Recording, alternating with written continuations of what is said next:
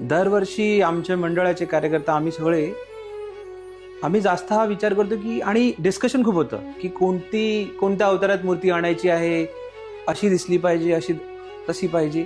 आणि 50वं वर्ष Bing such a big केलं की आम्हाला काहीतरी अशी मूर्ती आणायची ज्याच्यामुळे एक इम्पॅक्ट क्रिएट होईल.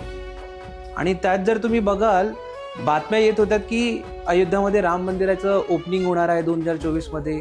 आणि बिंग 50 इयर प्लस, आमच्या मंडळाचं नेहमी असं असतं की आपल्या संस्कृती कशी आपण दाखवू शकतो या सणाद्वारे.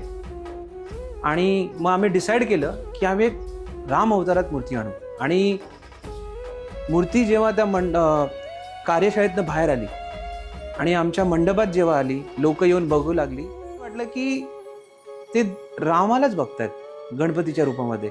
आणि that was like a big achievement for us. तोच एक मनात होता आणि ते आम्ही करून दाखवलं, त्याबद्दल आम्ही खूप खुश आहोत.